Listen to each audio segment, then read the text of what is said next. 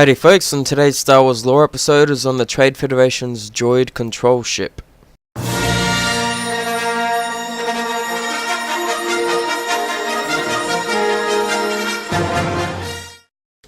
All Trade Federation battleships were modified from cargo vessels originally built for commercial purposes, and the Droid control ship was no exception. Now, when conflict with the Republic became a strong possibility, Trade Federation officials opted to convert these massive vessels into functional battleships rather than construct or buy starships specifically designed for war. Now, since Trade Federation cargo ships were so common among the galaxy's thousands of worlds, potential victims would be left unaware of an attack until it was too late.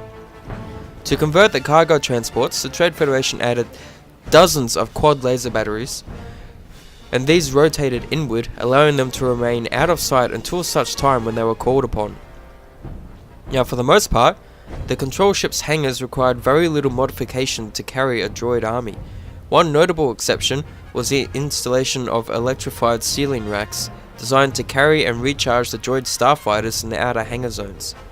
A control ship could hold up to 1,500 such starfighters, which could be released immediately whenever it came under attack. Droids, after all, required no sleep and could thus be ready for battle at a moment's notice. Like most Trade Federation battleships, the Droid control ship contained a number of armoured hangars. Though some were sealed to contain dangerous or toxic materials, most were designed to hold troop transports, tanks and other vehicles. The outer hangar, Zone 1, received incoming starships which were guided inside by multiple tractor beams. Trade Federation landing ships also prepared for launch in Zone 1. The middle hangar, Zone 2, was reserved for loading and arming landing ships and tanks, while landing ships were assembled in Zone 3, the inner hangar. Now, although converting cargo transports into battleships proved cost-effective, the new war machines did possess notable weaknesses that more conventional battleships did not. For example, the quad laser batteries could only be attached to a cargo transport's equatorial bands, resulting in relatively limited coverage from the weapons. Gaps in coverage could be exploited by starfighters or starships brave enough to fly in close to the colossal ships. During such encounters, therefore, the battleships often released droid starfighters for protection. This particular weakness proved to be a great asset to rookie pilot Anakin Skywalker during the Battle of Naboo, when he accidentally landed his N1 starfighter in a control ship's hangar bay.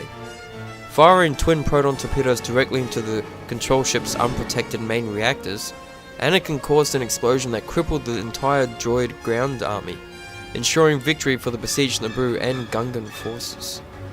Now, the cavernous interior of the control ships that were used to carry the invasion armies actually is what allowed Anakin to be able to do what he did in Episode 1, because it worked against the Neimoidians, because they're so big and huge and went all the way around. He was easily able to fly straight inside and then destroy their main reactors.